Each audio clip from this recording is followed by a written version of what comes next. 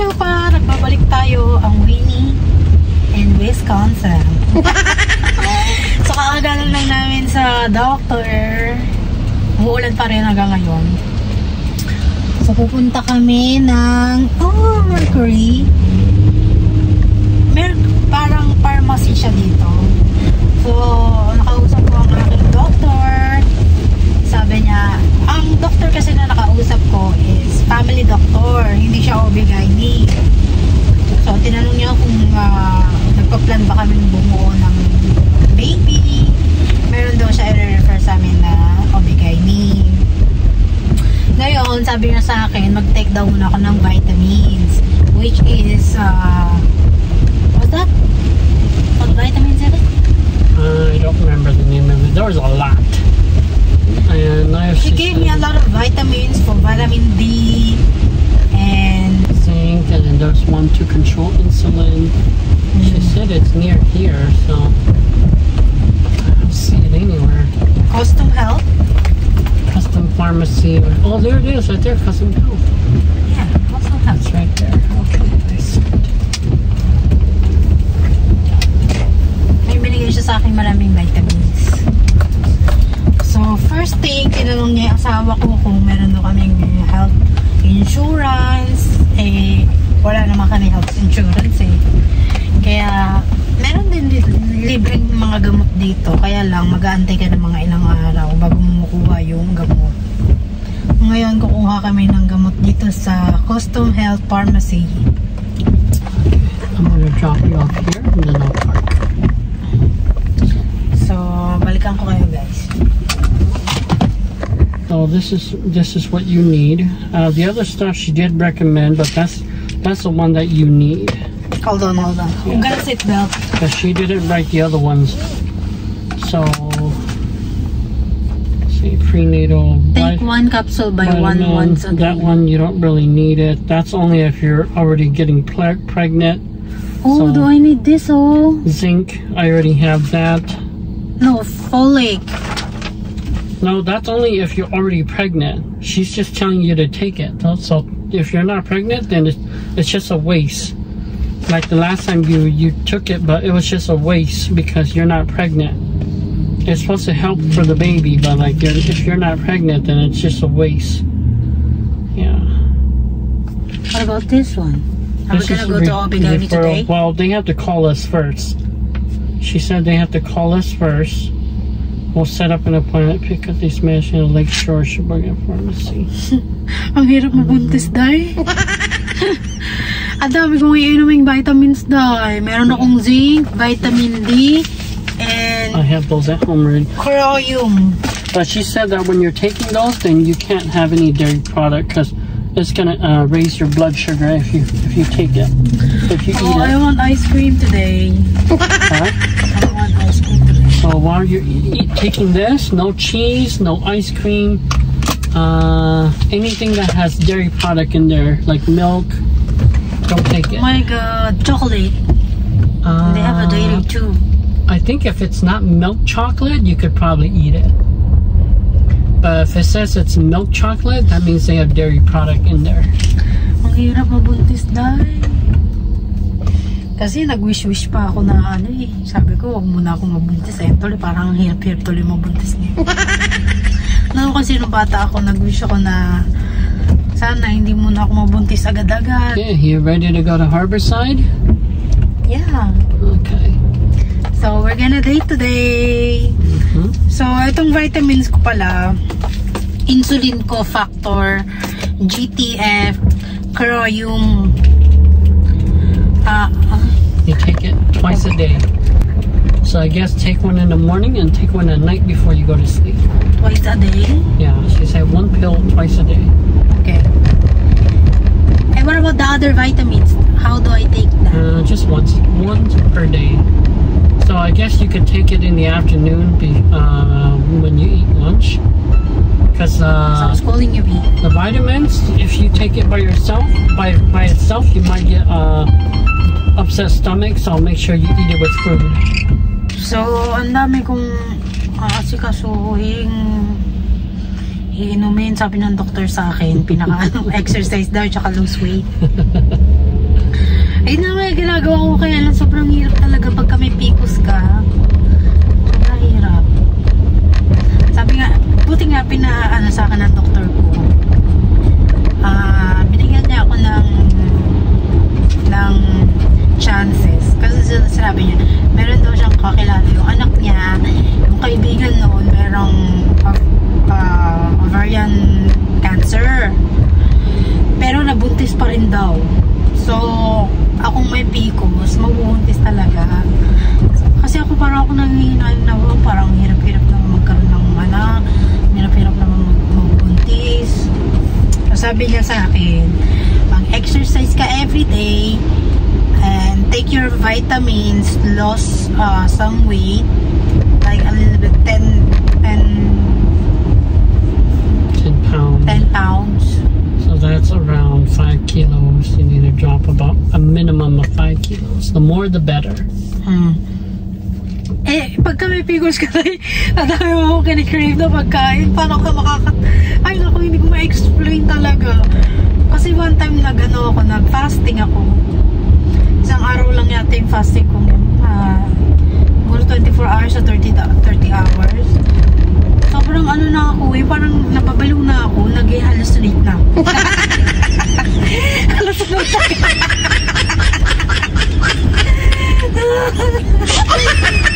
Siguro ang sinasabi sa akin ng ng doktor ko is kumain ng tamang pagkain lang. Kasi ako pagka masarap ang ulam dahil, hindi ko mapigilang kumain pa ng kumain hanggang hindi na ako makalakad.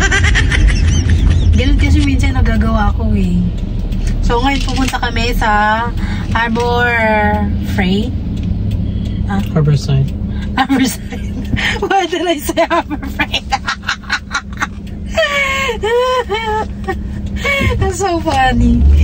So, Harbor Freight is a hardware store. Magdadito ko na kami ng aking asawa sa bar restaurant dito sa downtown. Papakita ko sa inyo. Kasama ko kayo.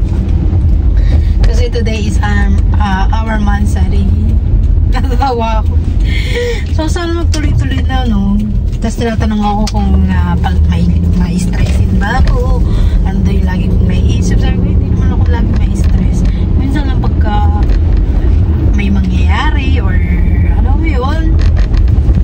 Hindi naman ako lagi stress. Hanggat maaari, iniiwasan ko talaga yung stress sa buhay. Kasi parang feeling ko yun talaga yung lason. Kasi pag stress ako, dahil nagkakaroon ang utak ko, pumapasok ng pagkain. So, pagka stress ka, stress eating ka. Ano stress eating tawag doon? Totoo yun, pagka stress ako, minsan napapa-stress eating ako. Dati stress lang, walang makain eh. Ngayon, stress eating na eh. So, nandito na kami sa downtown. Medyo maulan-ulan pa. Bala ko sana kumain ng ice cream. I don't remember. So, I'm gonna turn here. Bala ko sana kumain ng ice cream. Oh, I can't go in here. Oh, yeah.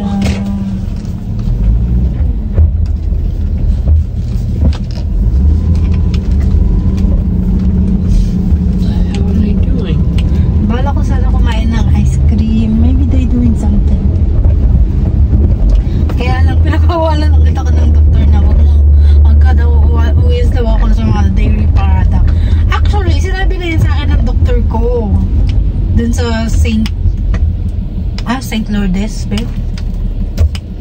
St. Lourdes ba yung tawag dun? Let me look it up on my GPS. Kalimutan It's been ko a na. while since I've been there. Lourdes. It's good. Actually, sinabi na yun sa akin ng doktor ko na mag-lose weight, eating healthy, exercise every day. Tapos, iwasan ko nga yung mga ano. Or maybe it's not back there. Maybe it is here. Iwasan ko nga yung mga dairy product. Emerald. Eh, sa akin naman kasi hindi ako maiwasang...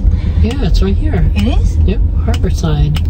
Harborside! Yeah, it's a small restaurant. Kind of, but it's good. So, when do I need to take this? Tomorrow? Today? You could start tomorrow. Take one in the morning and take one at night before you go to sleep. Well, if you want to take it tonight, you could start tonight. ang bilhin lang namin dito is $7.99. So, $8. So, kasama ang tax, $8.30. So, inumin ko siya mamayang gabi.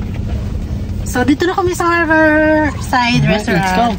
Ayan ang Riverside.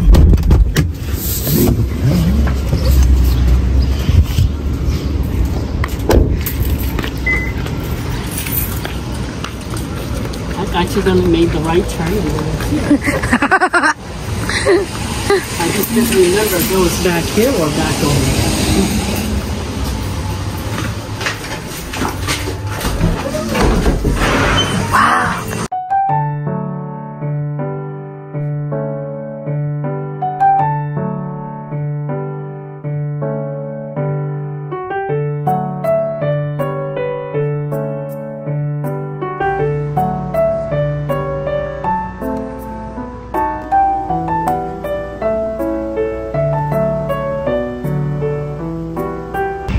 Hello guys, kakalas lang namin kumain dito sa downtown ng Manitoba.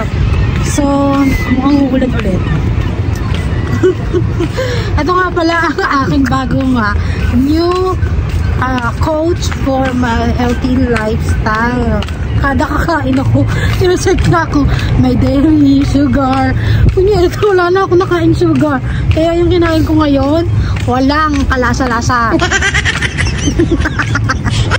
So, pumunta kami dito sa downtown, maglalakad muna, nagpapababa na kinain. So, ito muna ang tagahawak ko. So, maraming salamat, B. Thank you very much for loving, supporting me. Always a pleasure. So, balitaan ko lang kayo mamaya at malulobat na ako. Okay, bye-bye. Okay, bye-bye na. What's in there? Smells good. Why it smells so good? We should eat here.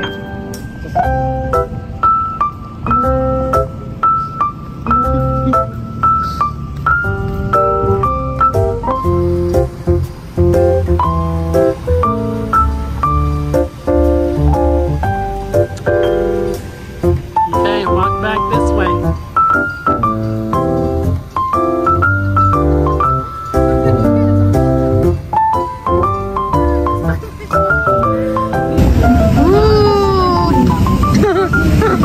I never see that. Oh, they have a boat racing here. Oh, that's cool.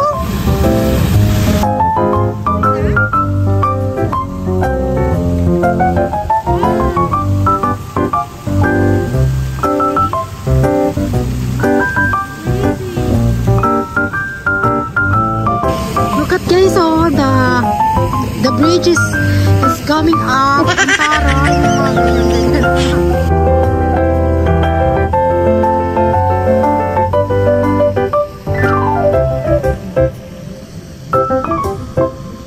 Now they're gonna close. Yeah, closing down. Never seen like that before. You don't have it in your country. Yeah. What if there's people upstairs?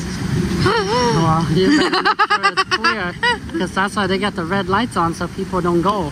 Yeah. If you're up there while the bridge is open, you better hold on tight. You like that little dog? Yeah. He's so energetic. Okay, let's go. Where is it? Like what? I don't know, the wind over there. Okay, let's go home. Let's go over there. You want to go back over there? They're coming back.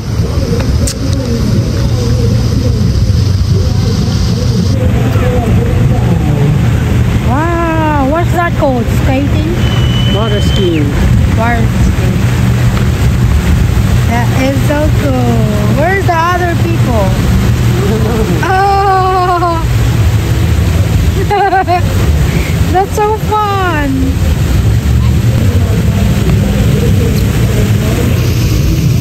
Ayun na yung tulay, oh.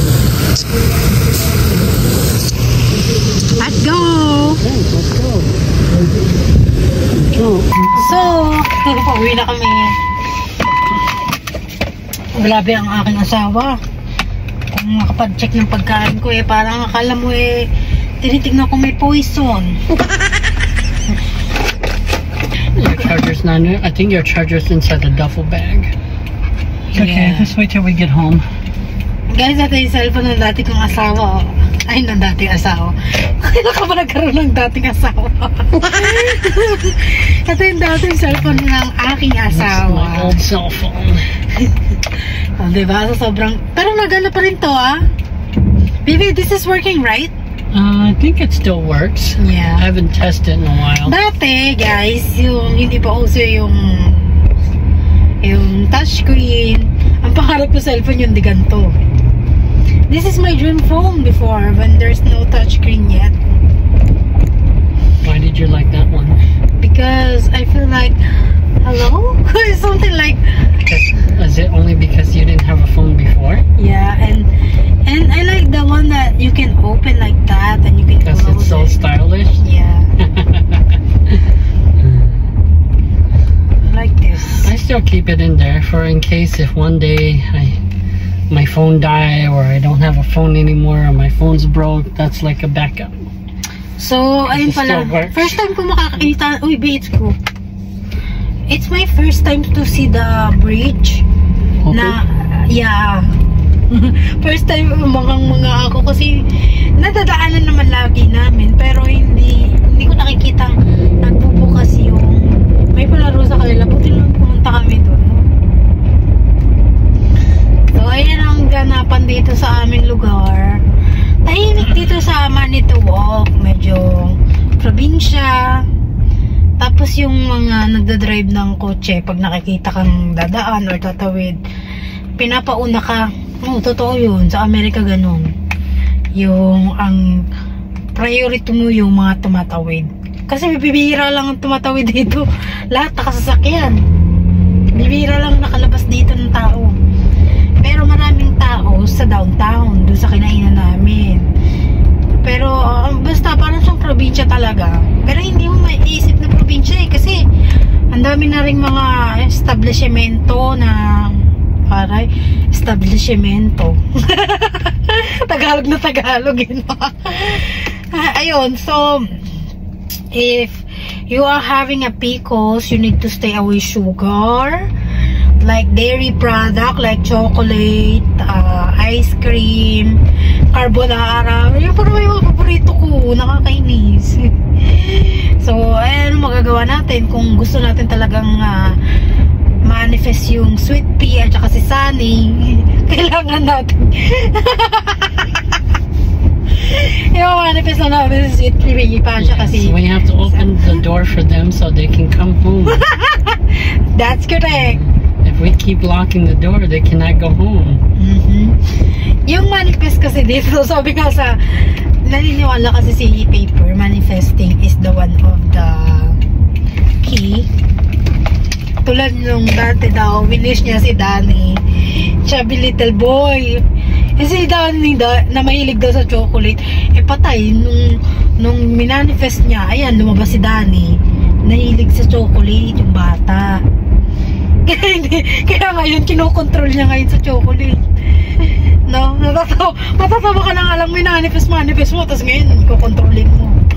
Diba? So, ang manifest ko, lumabas sa akin si Sweet Pea, tsaka si Sunny. Si Sweet Pea, ayun yung ipapangalan namin sa babae naming anak. Si Sunny, sa lalaki naming anak. Diba?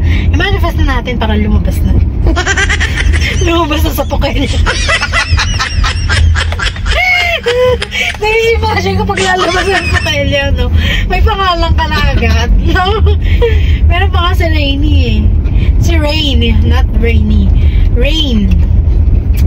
Kasi, alam mo kung bakit namin pinangalan yung mga ganong-ganong mga eksena.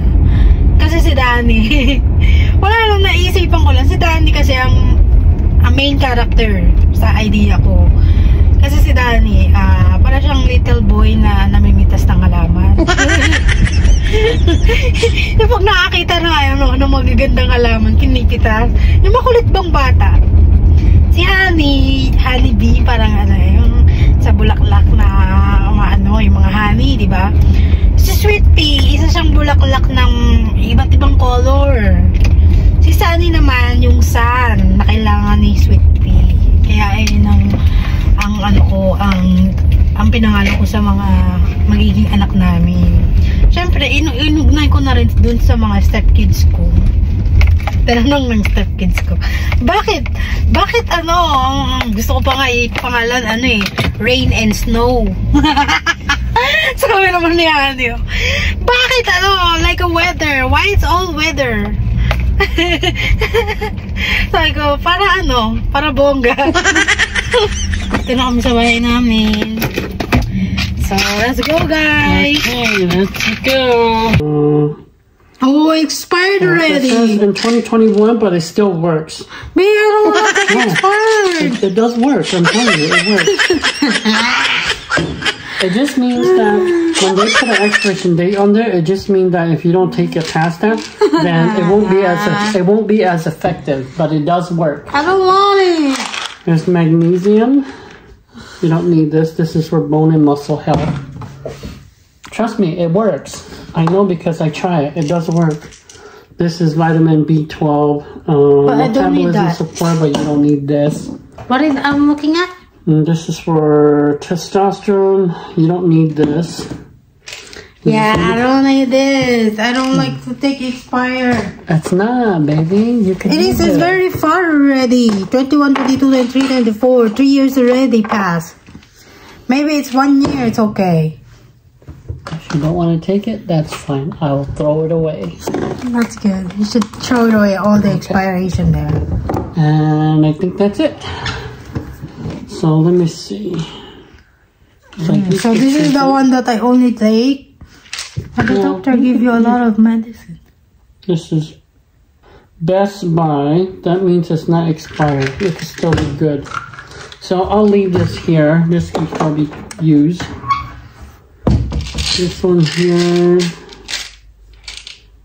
2021. So I'll throw it away.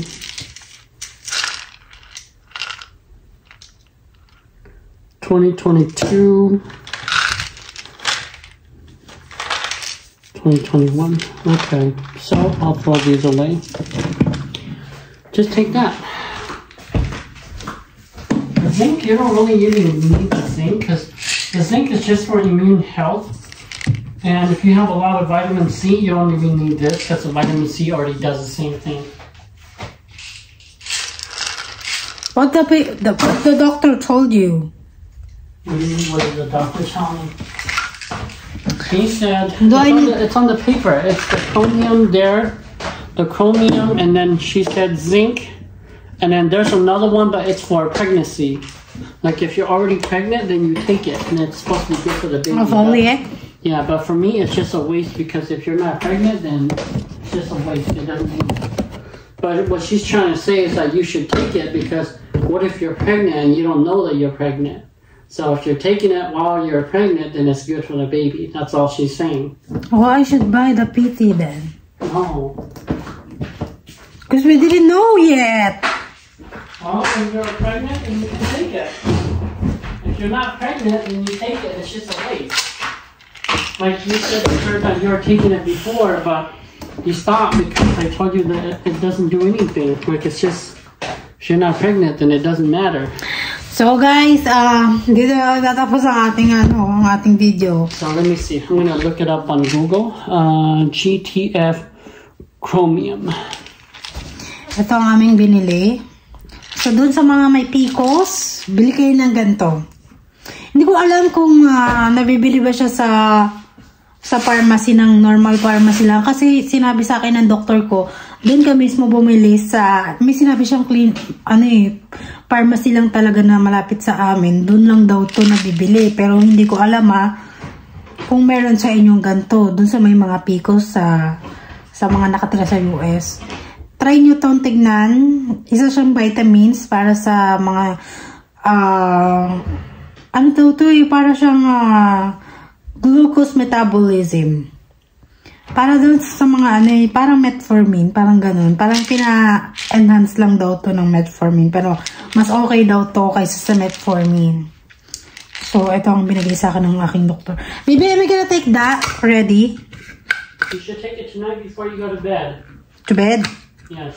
But she said twice a day. Yeah, and then you take one in the morning when you get up. Okay.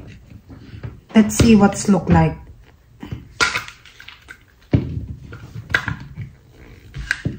Maybe I cannot open. How to open this? You have to push down then turn. Oh, that? There you Go. Very strong. Oh, it looks like a metformin, the one that I take before. Ayan, no? Para siyang metformin, no? Para siyang Biogesic na ano. Pero mamaya ako na iinumin bago ako matulog. We'll get there. We'll find a way. The time is right. All will work. So, i-manifest ko ng aking sweet pea and sunny. Kambal pala yung binigay sa akin ng ano. Ha? I said, don't you worry. So, maglalaro muna kami ng Uno, pampalibang, para hindi ba boring, di ba? Buti yung asawa ko, game na game sa mga palaro ko, no? So, maraming salamat guys sa panonood. And don't forget to like, subscribe our video. And dun sa mga gustong magkaroon ng mga anak, subaybayan nyo lang po ang aming journey kasi gusto namin magkaroon ng baby. Alam nyo na, magtitira na naman mamaya. Ba't mo masasabi yung mga bad word? Bad words. Maraming salamat po na may gabayan kayo ng Panginoon at sa mga gustong magkaroon ng baby. Sana magkaroon na rin sila, no? Kasi ang hirap talaga. Yung papayat ka, sobrang hirap talaga. So, maraming salamat po sa mga nanonood. And don't forget to subscribe our channel para marami na tayong subscriber. Maraming salamat sa lahat ng mga nagsusubscribe at mga natutuwa sa video. And ang dami nga na nagko-comment na natutuwa ako sa'yo. Medyo funny ka, medyo ang taas ng energy mo. Akala nyo lang yun, day. Pero panlabas lang lahat ng kasiyahan ko. Pero sa loob, ay naku, naglulukmok na ako. Malungkot pagka wala akong pamilya rito sa Amerika. So, maraming salamat po sa lahat. God bless.